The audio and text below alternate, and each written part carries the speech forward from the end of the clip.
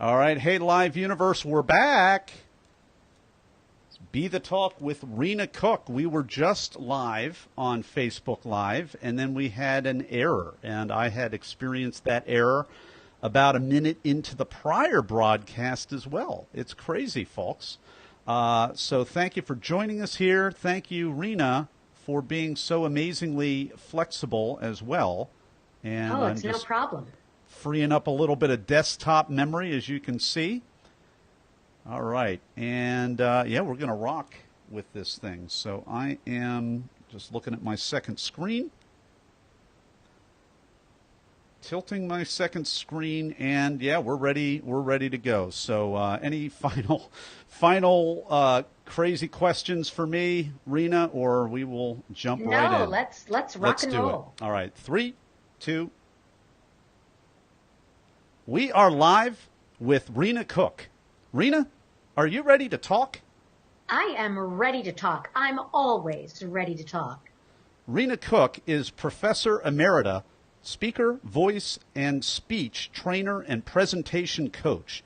Rena is the author of 3 books on voice, including Empower Your Voice for Women in Business, Politics, and Life. Rena Cook, welcome to the talk. Thank you. It's so great to be here.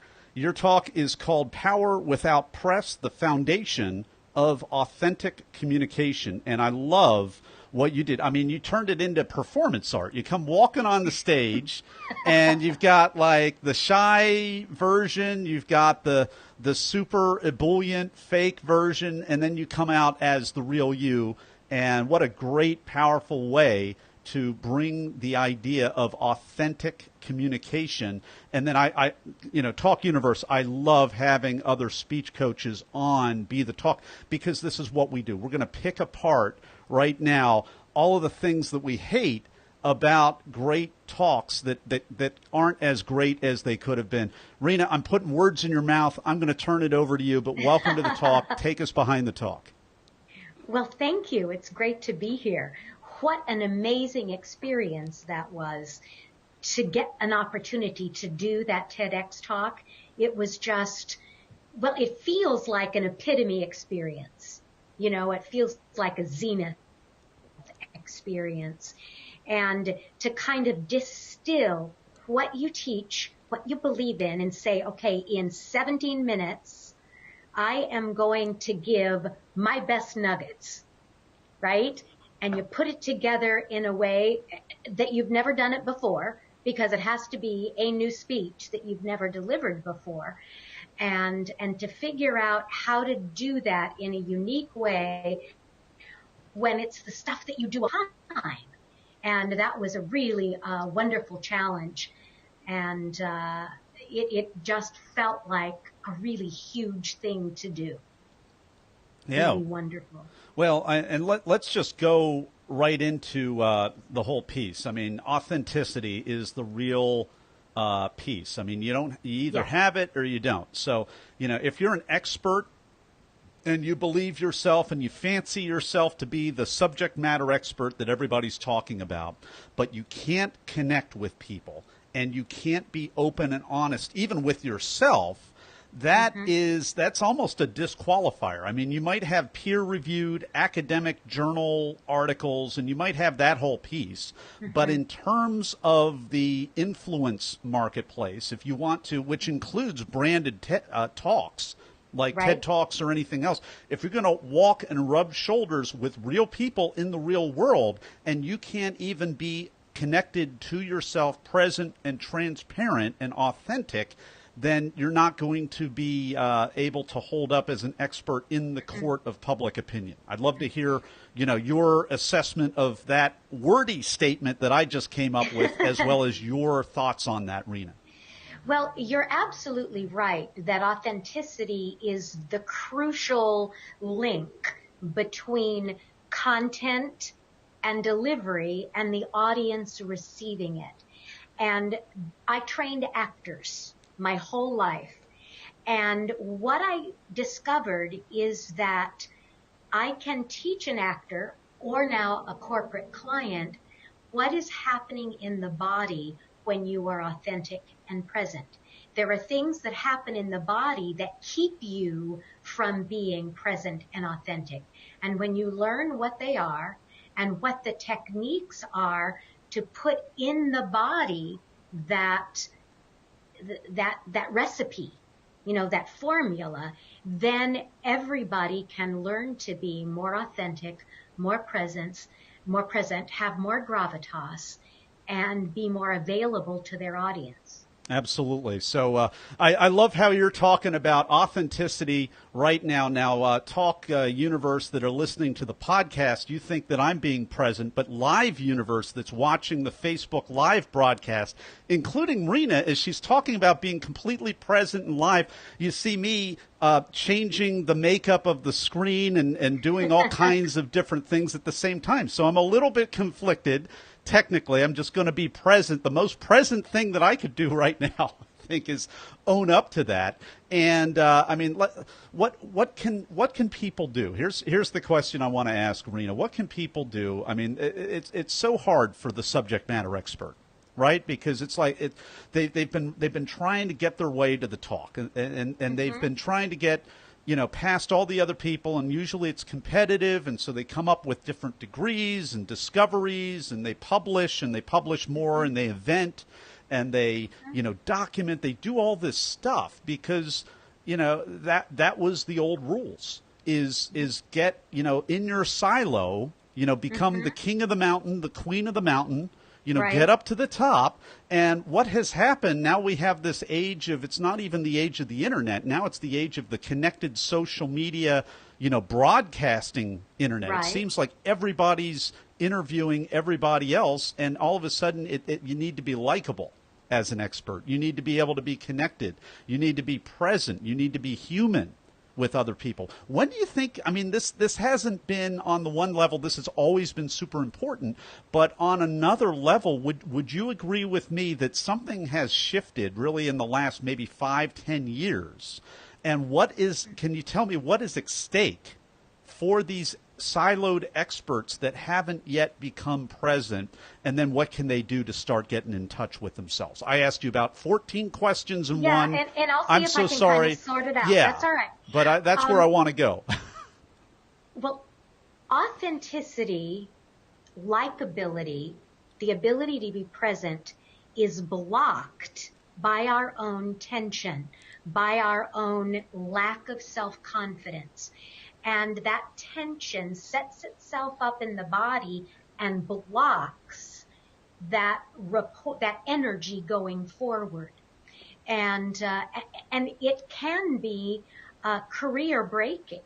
I mean, people don't lose jobs typically because they don't know how to do their jobs, because they don't know the subject. Most people don't lose jobs for that.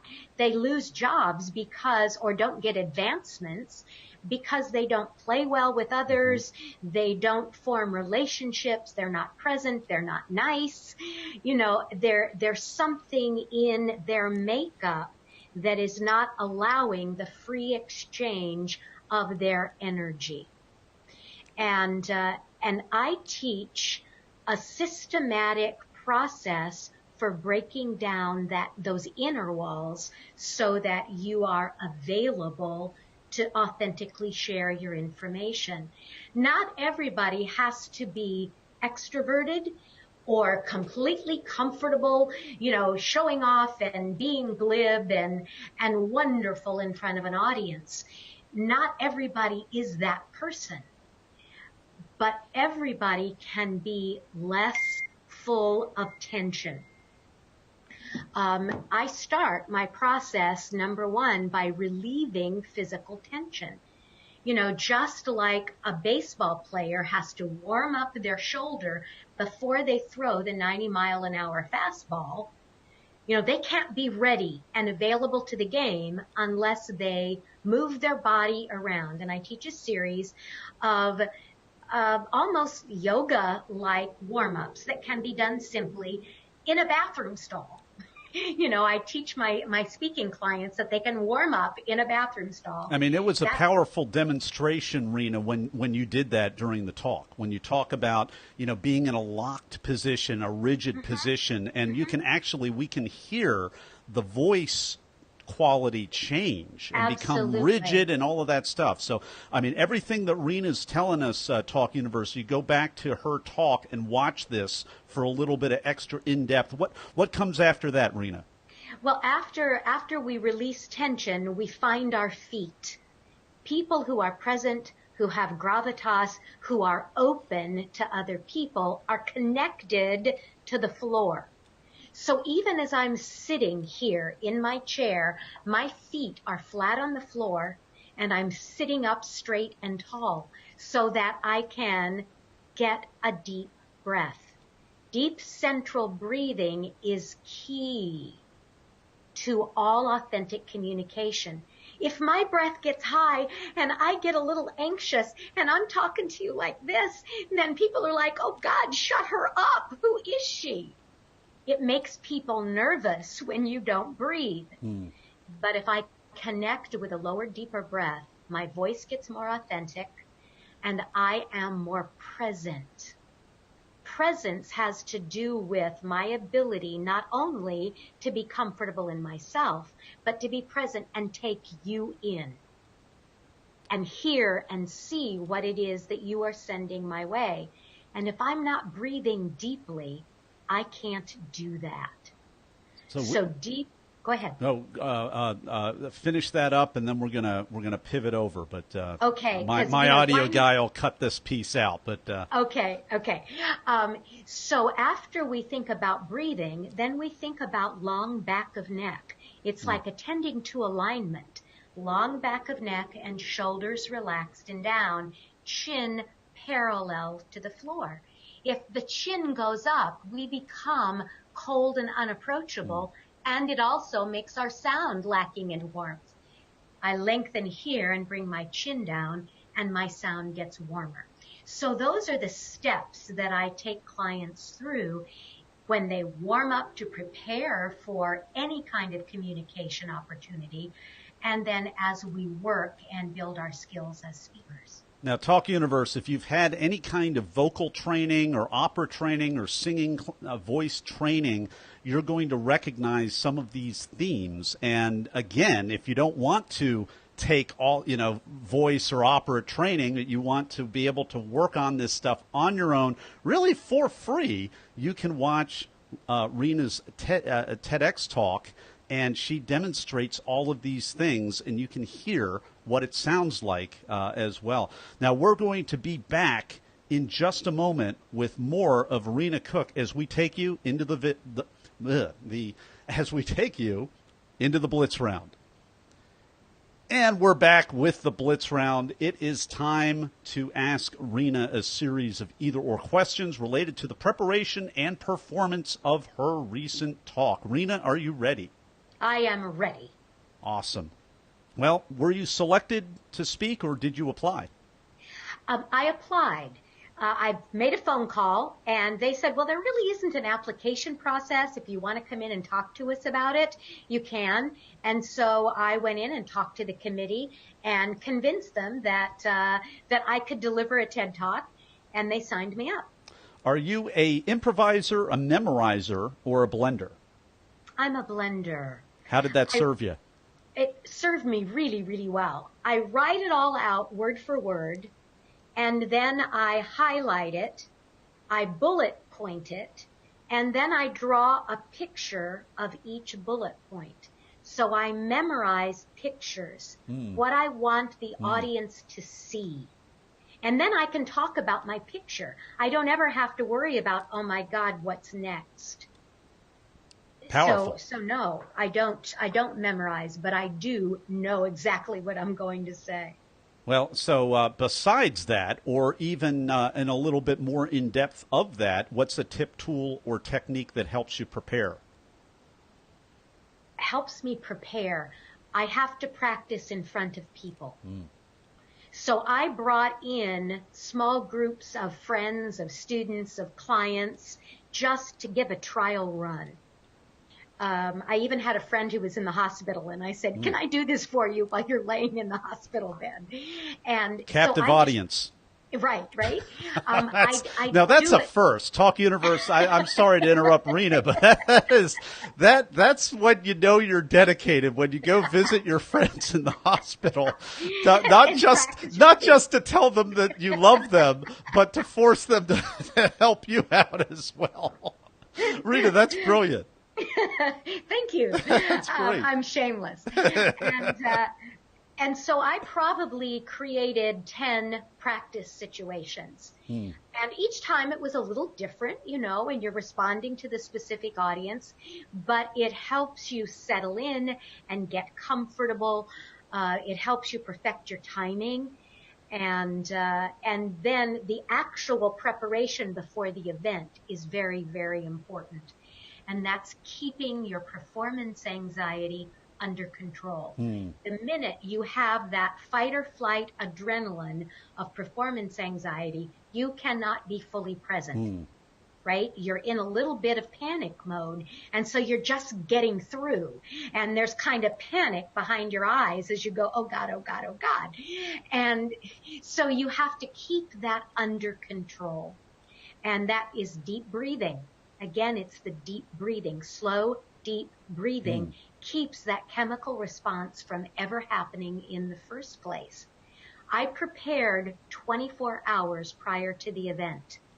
What I ate, who I was with, how much I slept, the kind of yoga I did before I went to bed, the kind of yoga and vocal warm-up I did when I got up.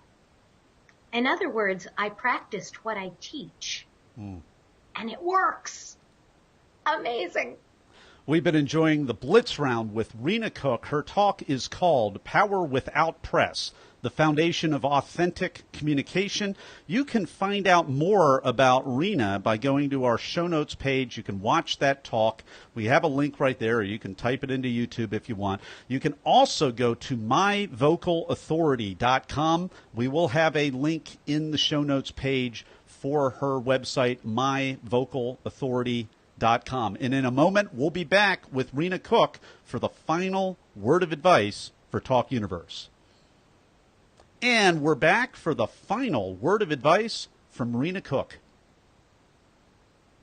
Oh, so you're throwing it back to me, huh? Yep, Final word of advice. That's your cue. Prepare. You have to prepare. If you think that words of wisdom are going to come out of your mouth by accident, they don't. You can't count on that. And secondly, you have to breathe.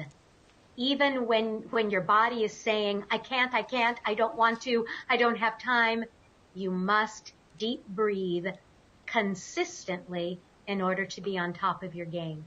Got to do it, folks. Rena Cook, thank you so much for coming on the talk today and sharing your wisdom with Talk Universe.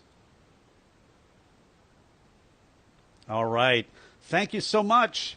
Oh, it was my pleasure. This was great fun. Yeah, You're wonderful. Well, thanks for being so awesome with all the technology. Hey, folks on Live Universe watching this on Facebook Live, thanks for sticking it out with us. We did get a couple of thumbs up. That's always good to see. And I am just in a perpetual wrestling match with sharing my screen so that everybody can see and hear us on Facebook Live via the Zoom. The Zoom today is courtesy of BeLive, which has aired not once but twice out of 2 slots today. So I'm not usually in the habit of spreading that drama around, but anyway, I hope that they can bring it together because they have a really nice-looking platform that seems to be working for everybody else. Go figure. So anyhow, anything that you'd like to say for Live Universe here, Rena, before we come over and meet Jay? I'm looking forward to meeting Jay because Jay's been on quite a journey. We've been trying to work on this interview for a while, my friend. Well, it's just been such a joy to talk to you, Nathan. You providing this platform and the show and the work that you do is pretty remarkable, and it's a great service to all of us. Thank you. Awesome. Well, great. Well, Jay, if you can unmute yourself right down there in that corner, and we'll test out your audio here. Are you there? I am here. Bada bing, bada boom, brother. Yeah, man. It's finally happening. And my condolences to your family. There was a little bit of a family issue with Jay, and so that delayed him coming on the talk. And I am so glad that you're with us here today, my friend. Yeah, me too. I'm super stoked. You know how I am. I started promoting this thing months ago. You sure did. Well, I promote you promoting this thing. I've got an onboarding series that you haven't seen yet, and I got screenshots of Jay Barnard doing the textbook promoting that I appreciate that people should be doing. So that's what you got to do, right? Yeah, you got to do it. You got to do it, or else these ideas don't get spread. I mean, come on, Talk Universe. Right. I mean, Live Universe. That's why we're doing it. And everybody else, in case you haven't noticed, on social media and these broadcasting tools, everybody's broadcasting everything. I just think that for people that have given a TEDx talk or a Q talk or a Google talk or a TED talk, we've had a couple of TED main stage TED speakers here on Be The Talk. It doesn't matter what kind of a branded talk it is. There's well over 100,000 of us, and the stories need to be told. So, you know, that's important stuff. So what we need to do right now, Jay, is if you can give me a 5 count, 1, 2, 3, 4, 5. 1, 2, 3, 4, 5. We are about even, which is good. And what I'm going to do is I'm going to swap over here, and I'm going to change out Rena's name to Jay's name. Beautiful. It's Barnard with a A, not an E at the front. No E. No E. See, no E. I did it, but I caught myself before, and you know how many people have done that? I've done that several times. I have to keep catching myself and whatnot. So, you know, it's kind of like when you write Eckel with the L and the E instead of the E and the L. You know, I feel real personal about that too. The whole Skype thing, to go find you on Skype's a journey in itself. Oh, yeah. Well, and that's why we don't do Skype anymore. It was actually, you know, the Facebook Live piece is more elegant on Skype. It visually looks better. It's smoother. It's actually better looking on Skype, but it's such a pain in the butt to find the right profile. And what I realized is I can only tell my guests to do a few things. I'm an instructional designer. So first thing you need to know is, you know, for all of you Talk Universe, Live Universe, you know, people, even if they want to follow directions, as busy adults, there's only so many directions we can follow before we just don't follow the directions anymore. So it's like Skype, you know, I was cashing in all my direction chips, just trying to give them the specifics on Skype, and I'm like, it's just not worth it anymore.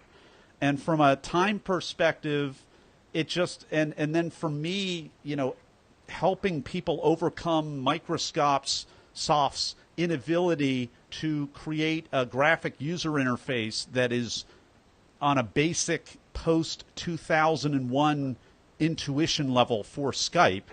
It's like, I'm not going to help them out anymore. We're gonna go over to Zoom. Hey, check out that fish up there, brother. I love it, man. There's a fish. Now, that's a real fish. That's not like the one where you press the button and it starts singing to you. That's a real fish, right? That's my kids got that one. Okay. Wow, your kids caught it. Yeah. Shoot, man. That's amazing. Yeah. All right. Well, great. Well, I got the second screen here because I got to watch out what I share during the screen share. I've got the screen. I've got my spreadsheets on there, but I'm not gonna share that. But you know how I am, open, honest, and raw. Well, we don't want to be that raw because I've got all kinds of links and all kinds of information in the spreadsheet. So that's why we use the second screen right here. You know, Jay, our levels are decent. I've got everything yanked up here where it needs to be. Any questions for me before we actually do the recording within the broadcast here? No, I'm good. You're good? All right. Very good. I'm golden. Awesome. All right. Well, we're going to get rocking here in 3, 2. We are live with Jay Barnard. Jay, are you ready to talk? I'm ready to talk, Nathan. Are you ready to talk? I'm ready to talk. Jay Barnard is a chef, successful entrepreneur, mental health and addiction recovery advocate. Chef Jay Barnard wears many hats, a professionally trained chef. Jay has many years in the restaurant industry, ranging from running restaurants in the Westin and Delta hotels in Ottawa to operating a large commercial restaurant operation in Fort McMurray, Alberta for Compass Group Canada. Now, he has also run a successful catering business. I love this, doing work for major clients, ranging from Wayne Gretzky, Mark Messier, and William Shatner to then Prime Minister Stephen Harper. As president and CEO of Freshwater Cuisine, a market-disrupting startup company, Chef Jay has brought his passion for culinary innovation to the freshwater fish industry. Jay Barnard, welcome to the talk. Thanks, Nathan. That was quite the mouthful, wasn't it? It's a little bit of a mouthful, but my gosh, William Shatner. Here, I'm obviously based in the United States, so we're big on William Shatner. I would imagine that in Canada, Wayne Gretzky is probably several levels higher even than William Shatner. I mean, that is pretty much the closest thing to royalty that you have in Canada, depending on who you talk to. Yeah, it was amazing, that whole experience. But yeah, he is royalty over here. I would imagine. And then Stephen Harper and so many other amazing clients of yours. Snoop Dogg. I did Snoop Dogg. Snoop Dogg. Wow. Yeah. Oh my God. Chicken and waffles. Chicken and waffles. And, Snoop Dogg. I did, Travis Tritt, and I did Leanna Rhymes. I did the original 5. I did all kinds of cool stuff out in Fort McMurray. It was Leonardo DiCaprio. I did too. My gosh. Well, the names go on and on and on. Your talk, your Tedx Fort McMurray talk, is called "Living the Dream and Never Giving Up," and this is just one of those powerful, authentic talks. We were just talking with our prior guest on the talk show format about authenticity. Your talk is all authenticity, and I love how it was just a really natural format for you, because I'd never seen this before. Jay, you're chopping what it looked like squash and vegetables and fruit. What were you chopping up as you were talking through your entire talk? Yeah, I was making a fruit platter. So basically, watermelon, honeydew melon, strawberries, raspberries, and I thought it would be really cool to start off with that, right? Yeah, well, absolutely authentic, and it was just natural. It was really us looking at you in your natural habitat, because chefs are, you guys are pulling all kind, not 12-hour days. You're pulling 13, 14, 15-hour days, and you're managing staff, and there's all kinds, I've heard of all kinds of real challenges in terms of, the kinds of challenges that you've overcome in the restaurant and food preparation industry. And I think a lot of it might be because of the long hours as well as many other factors. But I love the authenticity of just doing what you normally do, chopping fruit for a fruit salad and doing all that. Was that your idea? Was that someone else's idea? Were you coached for that? Who came up with that idea? Well, it was my idea, but my coach helped me too, right? So, like I said in the beginning, I said I don't want nothing. I'm not scripted, so this is just gonna go how it goes, and that's how I relate to people, and that's how people relate to me, right? There's nothing scripted about me. Whatever comes out, comes out. And I was just like, I think it'd be really cool to just start off me cutting fruit behind the table, because it looks like I'm in my shell, like in my bubble, and that was my addiction, right? Like I was inside my addiction. But the wicked thing is we set up a microphone, and every time I cut, you could hear the knife coming down, right? And that's what was really cool. It was just quiet, and it was the knife cutting, and it was me talking, and it was just me getting raw. And it really set the tone for the talk. Yeah, well, Talk Universe, if you do something similar to Jay, if your daily grind, it's powerful, because there was a monotony, in a sense, in cutting food and preparing and doing all the back end work.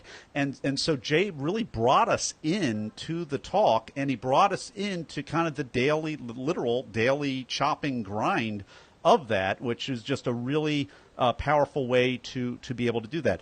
Jay, you mentioned, I mean, in the talk, food was the first addiction, and then there were challenges in your life, and then there were other things that you struggled with and ultimately overcame. So just take us a little, in the next 30, 40 seconds, let's just kind of top of the waves of that, and then I want to kind of pull some more valuable things for Talk Universe out of that, but please just give us an overview of where you've been. So, I was addicted when I was really young, right? So, I had a dysfunctional family and I saw addiction. So that just was kind of like the nature of the beast for me to fall into that. And whatever I could find to keep the pain away or subside the pain, I would do. So it was food at first. And then, I mean, nobody ever wants to talk about it, but porn lies right in close with that one. And then when you talk about after the food and that, I mean, I got right into the drugs and alcohol. And, that's when I found the true love of my life, because it just was like this wave came over me. But what I didn't understand is that I needed more, and I always needed more, and I needed more. And by me needing more, I was I was getting messed up more and more, and I got into drug dealing, and that's how, I had to put this mask on to be popular. And that's how I found a way to become popular, because I was born Jay Corey. And, my father disowned me at the age of 10, and that's when I became Jay Barnard. So I was fighting this identity crisis too, right? Because I didn't know who I was, and I didn't have enough time to figure out who I was because I was too young. So I just fell right into the drugs and alcohol and just took that lifestyle on like no tomorrow. And like they say, when you live to use and you use to live, that's simply an addict, and that's exactly what I did. And I have no shame, guilt, or remorse about it. It made me who I am today, and I love the fact I can't even believe I can tell you this one, but I love the fact that I had to go through that in order to get where I am today, because a lot of us have to go through what we have to go through to get where we're going. Powerful. I mean, I saw so many different analogies are coming to mind. You mentioned porn addiction. I think it was Russell Brand, the British comedian, talking about a lot of these issues, and he was talking about his addiction to drugs and alcohol, and then later his addiction to pornography, as opposed to having a real loving relationship. And it was actually his quote is something to the effect of, because I've been an addict in drugs and alcohol, when I started becoming addicted to pornography, I realized, hey, I'm going into the cycle again. It gave him a reference point to realize, hey, this is something other than what it's being marketed for. It's really starting to destroy me. It's not helping anyone else. It's also not helping me. And I feel the same cycle of addiction happening already all over again. So, I mean, that's a powerful thing to be able, if you feel somewhat the same way that your victories in the past and the present, because every day it's a victory, that gives you a frame of reference to recognize new things and avoid addictive things that maybe might be completely accepted by society. Maybe one thing is, being a workaholic, and you have to put out really long hours, but how do you do that without being a workaholic? Hopefully, having the background of overcoming the struggle of addiction really helps you do that. A second example, very quickly, last night, in fact, my wife gives me this recording or a YouTube link of Elizabeth Vargas, the 2020 anchor, and she sat down with Diane Sawyer, of all people, to interview her in her story of alcoholism for decades. And so I'm just, last night watching that, and very many, the same themes that Jay's telling us right now. So many other people at the very top of their game, as well as Jay on the top of his game, doing celebrity catering. It doesn't matter where you are in society. It doesn't matter who you're rubbing shoulders with. This thing is real, and we've got to all be open with ourselves and with other people, and that's part of the reason we have Be the Talk. Jay, please respond to any part of that. I know that was a little bit of a long aside. Yeah. But yeah, you're exactly right about that, all of that. And it basically falls into running away from yourself, right? So all I ever did my whole entire life was run away from myself, and how I did that was using whatever I could use to kill the pain and get away from me and not think about what's going on. But what happens is, there's so many things that go on in life that you just keep making up excuses, and this next excuse comes into that excuse, then this lie becomes that lie, and then you're intertwined, and the little touch of the porn that you talked about, it makes your relationships absolutely distorted because you don't know what a relationship is, and you really want to go with what's fiction and what's nonfiction and what is really fiction, and if that's what you're doing, because you can't have a relationship like that. That's not a relationship. And, when you just drink and use all the time to kill the pain, and then you get involved in the drugs, and then, I started off with weed, then I moved into cocaine, then I moved into crack, then I started banging needles and doing heroin, and, I could just never get enough. And, in 2005, I tried committing suicide back-to-back times. I was just at a real low point in my life. I just won top sales guy for this company I was in 3 years in a row because I'm a really good talker and a really good entrepreneur, and I'm really good at doing that stuff. And it doesn't matter because all that outside stuff doesn't make you feel good on the inside, right? You have to be happy on the inside. And if you're happy with who you are and you love who you are, it doesn't matter what because I just went through a whole bunch the last 12 days, or the last two. Yes, you did. Oh, you did. I went through a lot. That was a perfect opportunity for me to relapse, and I did come close. I came really, really close, and people up above are always watching over me because that's important. Your higher power and stuff like that for me. Yeah. And by the grace of God, here I am today. But what it taught me is the inner strength of somebody, right? I have 10 and a half years clean and sober. It doesn't matter if I have, it doesn't matter if you have 1 day or 100 years. Yeah. This is a beast. This beast will get you when you least expect it. And all of a sudden you're using and you don't know why. So there's no excuse in the world to use. I mean, I love my grandfather to death, and I did the best thing. For me, I never did that before. I never stepped away. I would have never canceled with you, and I would have never canceled my other speaking engagement, and I would have kept going on with life, and I would have, back in the back of my mind, I'm like, he gave me my life, and he, this is a guy that supported me through everything. I was down and out. I mean, I remember sitting I shared on a live video, and he sat outside my house for 8 hours waiting for me to come out and go fishing with him, and I was inside smoking crack, and this guy sat out there and watched it. The best thing that I could do was just, shut my life off for the entire time until he passed away and just give him everything that I could give him. And, I'm so grateful today that I did. And I got on his bed and we talked and we cried and we snuggled and I helped him and I did everything I possibly could do for him right up until the last minute. And, today I'm happy about that, because if I wouldn't have done that, I don't know how I would have felt, and then on top of that one, going through a separation, and that was thrown in there, and it really, my higher power was testing me, and Jay, are you everything that you say you are? Because the mask could come on and you're gonna go out and drink because that's easy. Life isn't easy. And, I have a lot going on with my business, freshwater cuisine, and I got a lot going on with Chef Recovery. And it was a good opportunity for me too, but it also gave me this understanding and a new appreciation for life, going through that experience, because that's what I ran away from. I ran away from death. And, when you watch your best friend die right in front of you, it's a little bit of a different thing, but I'll tell you, the calmness, the acceptance, the peace. Do I miss him? Yes, I do. Will I love him forever? Yes, I will. But, I don't think I could get any closer to him right now. I'm living in his old apartment and, I'm living in his room.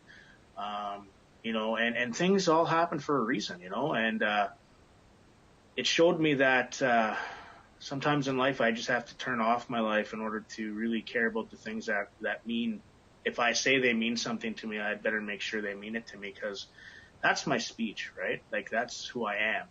And I'm here to help people. And through my talk in Fort McMurray and never giving up and living the dream, that's exactly what that's about, is never giving up. And there's been many a times I've been ready to just throw it in and say, what the hell, that I'm going out drinking. And where that thought comes from, I don't know.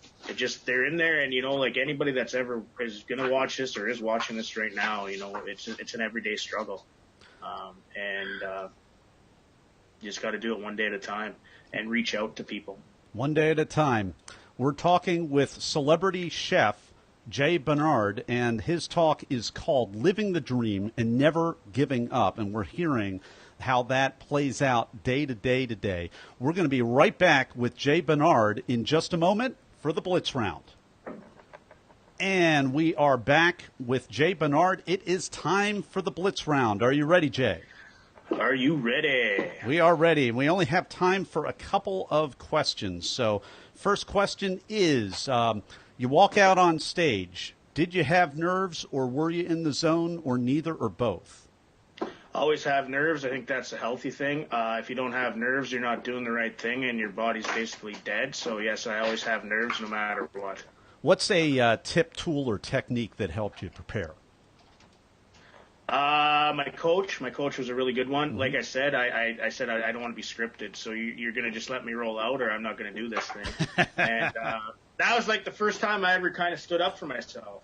All right. And, that's what gave me what I got. I'm me. And so, yeah, they let me just do my thing. All right. Well, hey, this is a little bit of an abbreviated Blitz Round with Jay Barnard. Want to let you know before anything else where you can go and watch his branded talk. You can go to BeTheTalk.com. In the notes page, we're going to have a link to his talk, Living the Dream and Never Giving Up, as well as we want to have a link to his website, chefrecovery.com, chefrecovery.com. And we'll be back in just a moment with Chef Jay Barnard and the final word of advice for you, Talk Universe. And we're back with Jay Barnard. It is time for the final word of advice. Final word of advice would be give yourself a chance and love yourself for who you are, because if you don't love yourself for who you are, you're not going to have a chance, and you'll stay in that vicious circle of insanity, which is repeating the same mistake over and over again but expecting different results. So when you give yourself a chance, you always get the result you're looking for, which is life. Jay Barnard, thank you so much for coming on the talk today and sharing your wisdom with Talk Universe. Thanks for having me, Nathan. Appreciate it. All right, that's a wrap. Hey, Live Universe, wasn't this great? We finally got Jay on. We finally did, yeah. We finally did it. Great, yeah. All right, man. Yeah. Well, good. Well, I appreciate you having me on, and I support everything that you do. What you're doing, I think, is great, and getting people to talk is what recovery is about, right? Like that's recovery. Yeah, absolutely. And what you're doing is amazing, my friend. So awesome. Well, thanks so much. You're welcome to stay and join us for our what I think is our final interview here. We got Steve on deck, and Steve, if you unmute yourself, you can just. I think it's that direction, or maybe it's that, depending on which way this is going. Okay. There he is. And Steve, meet Jay. I've got a couple of little bio pieces to find on you, Steve, but I don't want to share my screen. Thanks for finding us over here. We had a little bit of a... that other service is 0 for 2 because it did the same thing for me the second broadcast of the day. So you're not even going to say the name, are you? Well, I did already. I did with a couple guests ago. I did say the name, and I was saying the name, and I'm like, that's kind of in poor taste a little bit. I'm not. Even though it's like I've got 7 guests today, and it makes me look bad when I have software that and maybe it's related to this August 1st groups within Facebook plugin, but I've done all the stuff that they told me to do, but it's not cool, and Zoom is a decent backup at least. So well, you made it happen. So we're making it happen. So what I am in a little bit of a conundrum right now, just because I am looking for your original app that has your bio and your link. No worries. So I'm actually pulling it up here on my Gmail on my second screen. Well, other than being ambassador to Sweden, and then I was Miss America 1976. I like this guy. I like this guy talking. Everybody already knows that, of course. And of course, the Nobel Prizes. I'm not even going to talk about those at this point. Oh my gosh! But just a little backstory. You and I connected. I gave a TED Talk in Fargo, North Dakota, and I'll That's talk about right, that yeah. a little bit more. Fantastic experience. Was back again this year, and I'll share why I was back this year. I am living a double life, Nathan. So half my life is spent as the publicist for the Oscars. So I oversee the publicity for the telecast worldwide, 225 countries. Now, wait a minute. Are you still pulling our leg about the Miss America thing, or are you serious now? Well, it was actually 1978. But, you know, Okay. it's one of those things. I don't want to get into it right now. There was a lawsuit. There's a whole backstory there. So that's half of my life. So it's Miss America, then it's Oscars, and now I travel around the country for about 7 months of the year doing television and radio, talking about communication issues. Everything Awesome. from how to spot a liar to, and I got your number, how to spot a liar to what your clothing communicates to how to get along in the workplace. Awesome. So, number of different topics. Great stuff. All right. Well, Jay, looks like Jay is sticking around here. Oh, he'll be hear gone about soon. this. Don't worry. I'm not going to entertain Jay, him you for having long. fun with this? You having as much buddy. fun as I am? Yeah, buddy. Really? Okay. Yeah, buddy. I like the Miss America 1978. That's- That's rocking. That was a Thank nice you. touch. Thank you. I appreciate that. You know, it's I can just unheralded. picture you in a gown right now. Well, I'm wearing one. You know, this is kind of a whole CGI thing you're seeing right now. As like Yeah.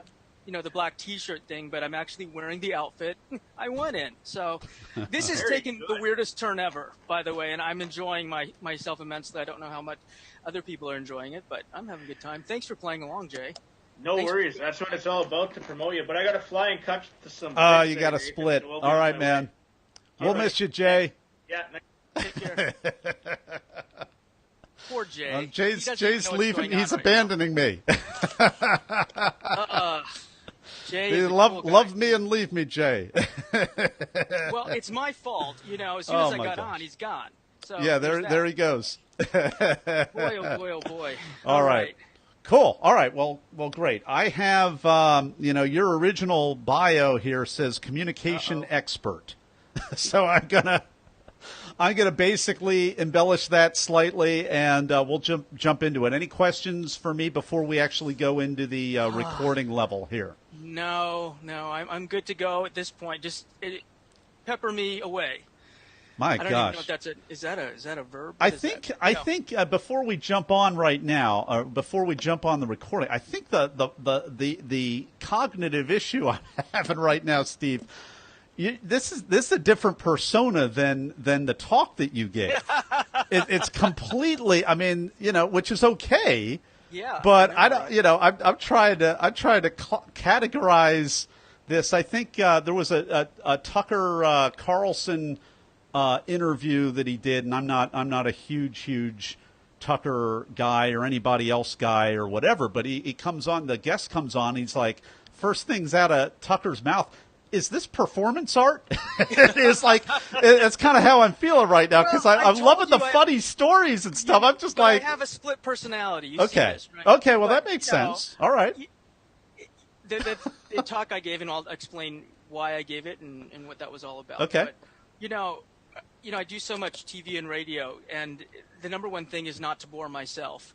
Because if I am bored, then I know everybody else has tuned out. fair enough. So I try to entertain myself. That's the goal. And sometimes I get a little nutty, and I have no filter. Apparently.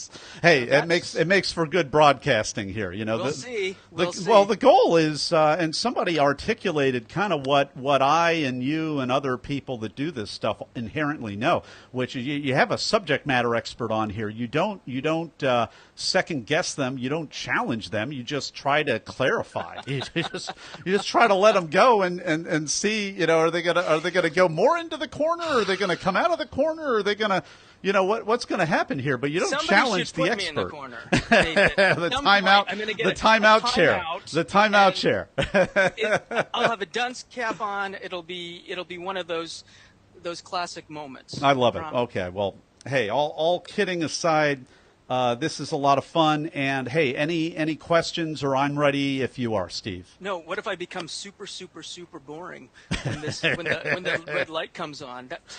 No, unfortunately, that's not an option. That's tricky. Sorry. All right, man. I appreciate All right. that. Hey, we are live in 3, 2. We are live with Steve Rohr. Steve, are you ready to talk? Well, that's what this show is about, and I'm really happy to be here, Nathan, because it was flattering to get your note and then our back and forth a little bit, and I love what you're doing. All right. Well, Steve Rohr is a Tedx Fargo alumnus and a communication expert. You can find out more about Steve Rohr at realsteverohr, ROHR.com. Steve Rohr, welcome to the talk. Thank you so much.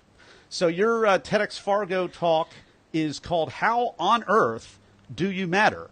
And this is the most epic talk because you're talking about it's one of these science things in the universe and the light years and how small and tiny and insignificant you are.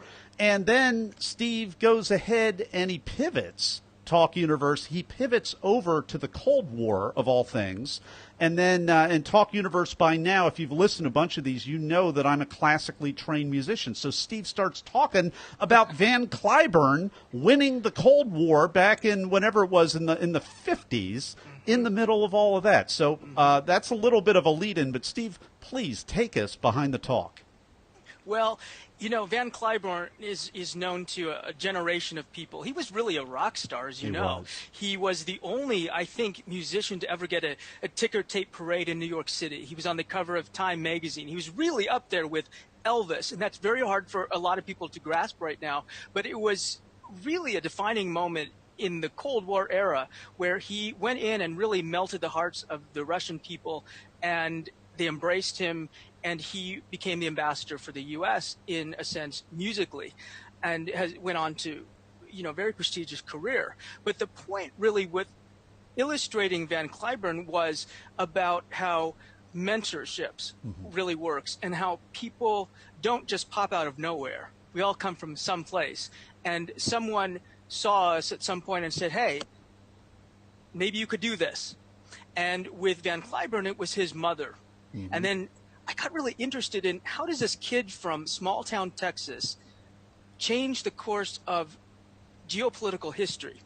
And his mom actually took lessons from someone who took lessons from somebody who took lessons from somebody.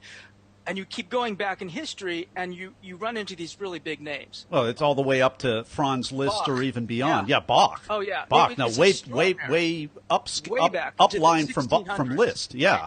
Right. So back to the 1600s. So along the way from student to teacher, I found it really fascinating and really illustrates the power of mentorship and how one person can open the door.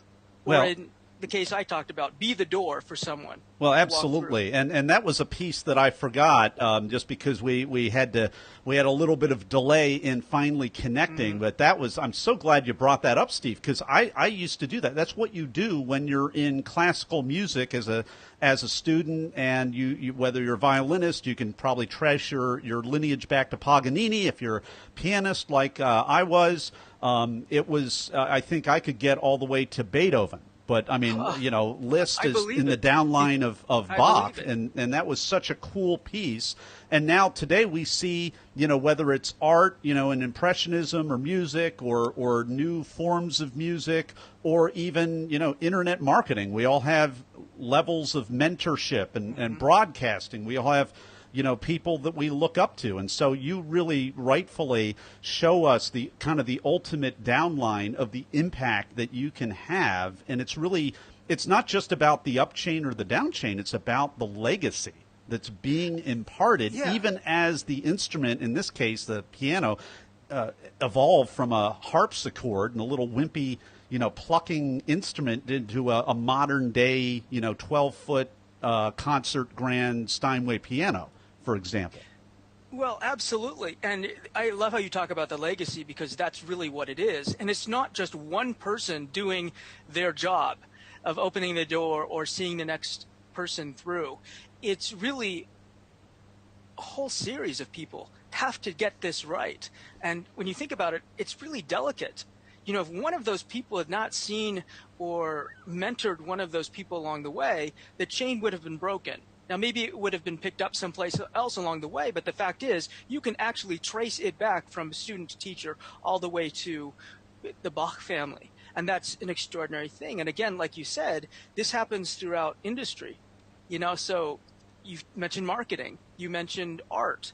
So again, it goes back to the idea that one person does matter along the way, but it takes this legacy of people to do their job to result in what we have today, some pretty extraordinary people. Well, Steve, some would say, I mean, even beyond, I mean, we're really, I mean, but then again, your talk, you know, Talk Universe, you watch Steve's talk, it goes from micro to macro down to micro again. So I'm going to go macro here. Some would say, listening to this, they're thinking about some endangered, you know, sparrows somewhere in South America, that the rainforest is being chopped down, and that little sparrow is going to be next on the hit list, and that's a disconnection. Some would say, you know, the art. I remember, you know, the Gulf War, or the whatever it was called a few years ago, and then the Babylonian sculptures were being destroyed and trashed, and then you do that, and that's a disconnection from all of that amazing history. And for future people who will have maybe the equivalent in the future of our modern day DNA technology, to things that they could do in the future to come back to the present day and do things that we couldn't imagine, that's all being cut off when these things are happening. What are your thoughts about that? Absolutely, I agree. And it goes back to the idea of the ecosystem, how fragile it can be, and how interconnected we all are. Not just people, but all beings and all things. And so one thing gets off track, and then suddenly it does have this ripple effect. And when we're talking about people, you don't feel so alone then when you consider that you're all connected. You're all connected in some way, shape, or form. There is that idea of the 6 degrees of separation. I didn't talk about that in my TED Talk, but it really is that universal truth that somehow we can get to everybody along the way. And my fate, your fate are interconnected. And what I do in my life does have some value, because I have looked up into the world, into the big universe, and thought, my God, I'm nothing. I am a speck. And it's a little depressing, to be honest. And you feel like, well, why the heck am I cleaning up my kitchen right now? You know, I'm like, why am I doing this right now? Why does this matter at all? And then trying to figure that answer out. And that's what I was attempting to do in my TEDx talk, which is a huge mammoth undertaking, but I did it in my own kind of way, in the way that I understood my own experience. So it was really about, okay, I am part of this bigger thing, this bigger legacy along the way. And it really stemmed from a student that I've been mentoring for many, many years, and how he came into my path. And I never wanted kids. I don't think the government would allow it at this point, but or anybody else, quite frankly. But you know, the joke is, and what I say to him, he's, you know, the son I never wanted. Oh. You know, I was his teacher at community college, and I was the professor who just never went away. It's I'm sure it's terribly annoying for him that, you know, here I am still showing up years later. So I gave a TEDx talk. So, well, that sounds like the zombie professor. Oh, that's yeah, what that sounds to me. Dead. You just, I mean, they hack off one of your limbs, and you climb back and crawl back after them. I will grow back. I will haunt you forever. I'm not a mentor. I'm a tormentor. Is really what it comes down to. So his name is Steven. He grew up here in Los Angeles. I was his speech teacher, and I followed him around for all these years. And he's done an extraordinary job with his life. So he's gone from being a first-generation college student to going on a speech scholarship to the University of Texas, and now he's at USC in the master's program for communication, which is #1 in the world. So I gave the Tedx Fargo closing speech last year, and he gave the opening this year. And I tell you, you've given a great TEDx talk, and the only thing from one closer to another. Because exactly. I closed mine too. We'll talk about closing. Yeah. So that was a pretty, amazing honor. But I'm telling you, Nathan, something bigger is watching this student giving his interpretation of the world so far and his experience so far, and that it really was much more of a proud moment for me. And he did a wonderful job this year. And TEDx Fargo, if people are not familiar with it, it's huge. It's huge. We had 2,100 people last year. There were 2,400 this year. I mean, how many people are in Fargo? 2,500. How many people are in North Dakota? 2,500, right? Well, I'm telling you, it's a whole event. So the president of Microsoft spoke. The publisher from Forbes spoke. The governor was the closing speaker this year. He's come every year, sat in the front rows. It's a very big President of Microsoft flies into Fargo. Wow. Here's an interesting bit of trivia. Fargo has the second largest Microsoft campus in the country. Oh, no idea. Exactly. Had so people absolutely think no idea. Fargo is this kind of what you see on television. It is not. They don't really talk like that. They do, but they don't. Well, they had a movie, too. They had I can't even watch their show. That was kind of a dark noir movie, if I remember correctly. Yeah, it is, and it feels very small town, and there is a small town hospitality feel, but it's cool. So you've got coffee shops, and you have microbreweries, and you've got great food, and you have tech. All of these incredible things are happening in Fargo, North Dakota. People really have no clue. So my student who spoke, he flew in. He's not really expecting much, I'll be honest. He went, to school in Austin, and he gets there and he says, "This is a cleaner Austin." I said, "Yes, it is. It's really on the cusp." And what they've done there is absolutely extraordinary. It's a community event and one that's growing. They'll have to move venues, I'm sure, next year. Because Powerful there's stuff. so many people. They're turning away volunteers. They've turned away hundreds of volunteers. That's crazy. That is That's crazy. And they're wonderful people. So I had a great time. Talk Universe, that doesn't usually happen, even with branded organizations. Yeah. They usually don't have Yeah. to turn away volunteers. That is very, very unusual. So we're talking to Steve Rohr here. His talk is called "How on Earth Do You Matter?" And it's really about how you do matter. And it's really about, I'm going to put the cap on this, see if you agree. When I started studying chaos theory, it's really about chaos theory. It's about how, how order turns into chaos, and chaos can be simplified into order. And the universe is so big, yet your life is so significant.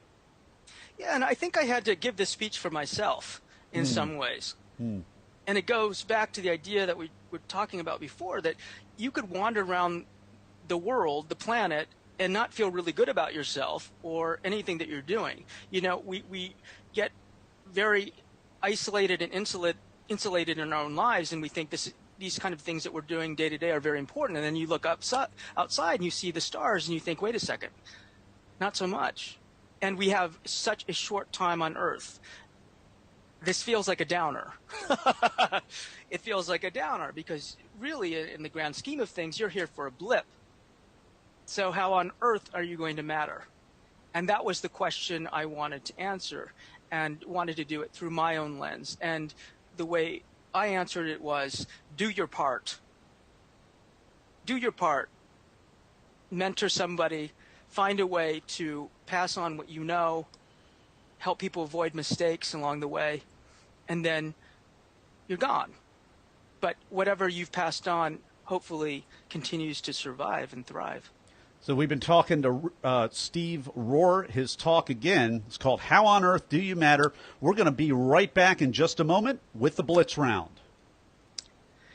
And we're back with the Blitz Round with Steve Rohr. His talk from Tedx Fargo is called "How on Earth Do You Matter?" I'm about to ask Steve a few either-or questions related to the preparation and performance of his recent talk. Steve, are you ready?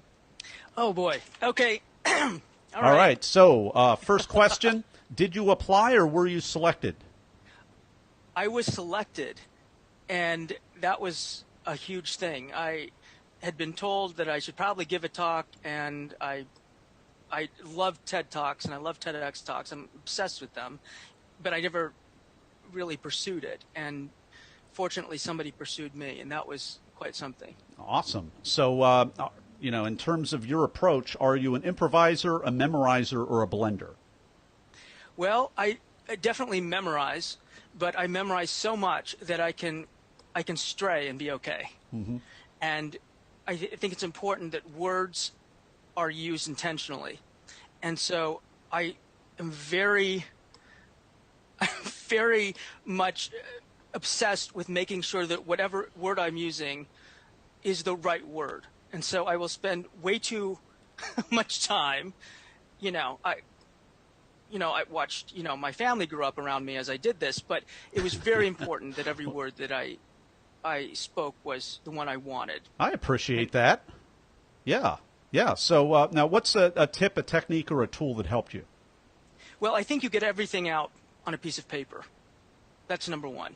You get everything out. You don't censor yourself. You don't judge yourself. What do I want to share? What do I want people to hear from me? And when they walk away, what do I want them to carry with them when they go? And so that's where I started. And the second thing is, I always do this. I write a speech to be said, not to be read.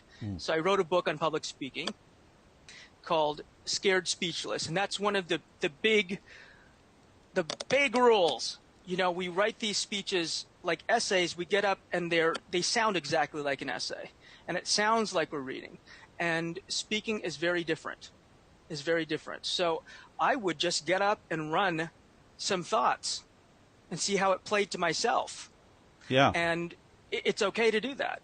Talk Universe. Crazy. Yeah. That makes a big difference. You've got to write it the way that you're going to speak it, or else you're going to have some problems. That's right. And that's why, I always practice reading the bios before I do these. You guys don't hear that on the podcast unless you watch me do that on the live talk show broadcast. But that's a really important principle. It will mess you up. They're two different domains. Now, Steve, back to you. Let's put our closer hat on, because I closed, you closed. I'm glad you mentioned that. What advice do you have for not just everybody out there, but some of you Talk Universe, you're going to be honored. Some of you are going to be openers, which is an incredible honor. And then some of you are going to be, if you're really, really prepared also, you're going to be asked to be a closer like Steve. What's your advice for closers? Well, I shouldn't probably have been the closer, because they had already lined up all the speakers by the time they asked me. And they said, hey, you can either have 5 minutes this year or 12 minutes next year. And I said, I'll take the 5 minutes. And then a few weeks later, they said, hey, by the way, you're going to be closing this thing. Okay. Did that put the fire under your seat like it did to me? Oh, what was your reaction when they tell you that? You're thinking, oh, okay, well, maybe I should start thinking about what I'm going to be talking about and not put this off. And really giving people something that they can walk out the door with. Because as you know, by the time you get to the closing speaker, people are really emotionally, mentally exhausted, physically exhausted from sitting in those chairs. Yeah. And they've been running this gauntlet of ideas. And boom, boom, boom, boom, boom. So you have to give them something that's going to be a little different. Now, how many speakers did they have at Fargo? 24. Wow. So that's a lot of speakers. That's a lot. There are some that do even more than that, but 24 is a lot. It's a lot. It's a long day. Yeah. And so I don't think I gave a traditional TEDx talk. I really didn't. I told 4 or 5 stories, and I'm big on patterns and symbolism. And so I wanted to share some stories, because I thought by the time they get to me, they're not going to want to hear about too many big numbers or facts or figures. They want to hear about life. Yeah. They want to hear about something that they can relate to, and maybe tie all these other speakers' ideas and thoughts together. One thing that was very important to me, and this is a nuts and bolts kinds of thing, is not to get too exhausted.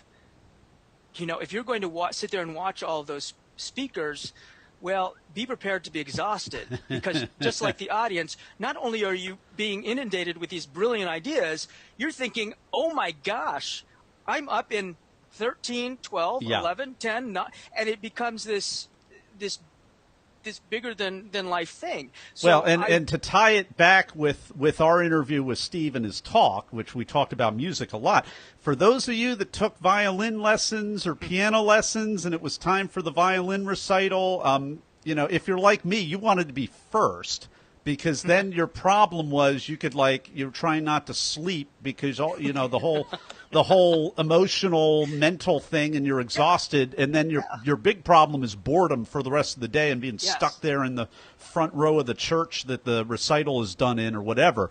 If you're last, you've got this cascading. It's like a cascading. Now, I don't want to say a panic attack, but I mean, it's something that needs to be managed. So I will say that not to freak any of you out, but if you just sat and didn't listen to this podcast and know what to expect, for those of us that are, prone to being normal humans, prone to a little bit of justifiable anxiety, it's kind of a snowballing, cascading thing unless you listen and do what Steve is about to tell you right now. So back over to you. Part of you wants to be very polite and you want to be respectful for other speakers, but you don't have that luxury.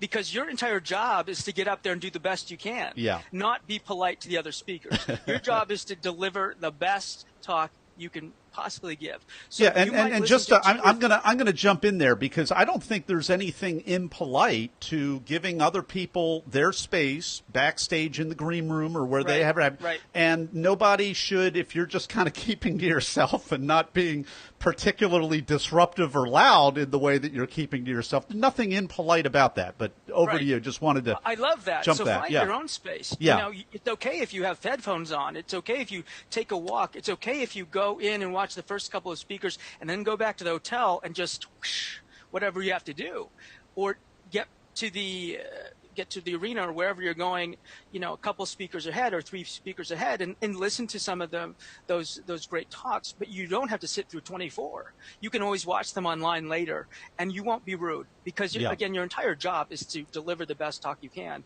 And if you're exhausted, you're doing a disservice to yourself and to the audience. Yeah, well, and just like Steve says, we're going to wrap up in just a moment here with the final word of advice. But just like Steve says, I mean, all these talks are up on YouTube. So please don't, understand. I think the big piece of this Blitz round is that, know that you are in a different category. You don't need to be also a participant as well as a speaker. Stay in the speaker lane. Manage your energy. Do not feel beholden to have to do all this extra stuff. I could tell you a story about emceeing recently my little brother's wedding reception and being stuck in the house all day with my small nieces and nephews who are, I think, 8 or 9 that I have at this point.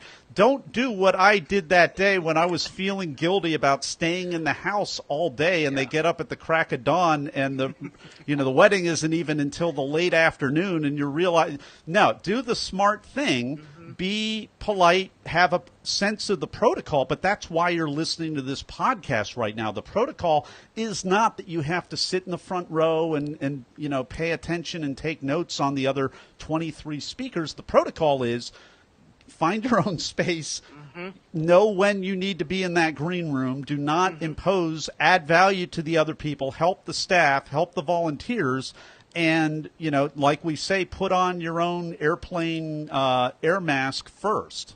Just be that person. Put your own mask on first so that you have the air so that you can be useful and not pass out and be part of the burden. Yeah, if you pass out, then, all bets are off at that point. It's about self-care. Really take care of yourself. Absolutely. And so get some sleep if you can. Don't drink excessively and don't do all those things that you normally do on a Tuesday. Don't do that. It's kind of an athletic event, so take care of yourself. All right. Well, we've been enjoying this talk with Steve Rohr. You can find out more about him at our show notes page at www.BeTheTalk.com. You can go to real Steve Rohr, ROHR.com, realsteverohr.com, and see his talk, How on Earth Do You Matter? And in a moment, we're going to be back with Steve Rohr for the final word of advice for Talk Universe. And we're back with Steve Rohr. It is time for the final word of advice.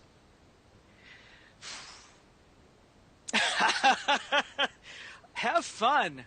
Have fun. A lot of us have dreamed of doing this for many, many years. And then we start psyching ourselves out and we play mind games. Well, it's about having fun and sharing your idea. And if you can really dial into the idea of fun, you'll be golden on that stage. You'll be absolutely golden. Talk Universe, have fun. Steve Rohr, thank you so much for coming on the talk today and sharing your wisdom with Talk Universe. Thank you, Nathan. It's been a pleasure. All right, that's a wrap. Thanks for mentioning the closer piece. We got a little bonus session in. Well, it's really on that, important, yeah. And I don't think a lot of people are going to say it. Maybe they do, but look, you don't have to sit through 24 speeches. That's deadly. I mean, I don't know that I've ever really discussed that with anybody before. That's a really good point. Because it's Just sort of taboo. insane. Because you don't want to say, "Oh, sorry." Well, I mean, your talk. well, but, yeah, I mean, it's but like the truth is, you got to do it. 24 speakers. I think my event, I think we only had about 8. I'm looking on the wall right now. I've got my little, probably like you, I've got my whole. I have my program, and I got like 3 extra ones, and I spread all the pages out. It's a cool thing. Nathan. It's like the ego thing on my wall of fame, It's ego, but it's good ego. Because, it's good ego. Look, people want to do the talk. Yeah. They do. A lot of people do. Not everybody gets to do it.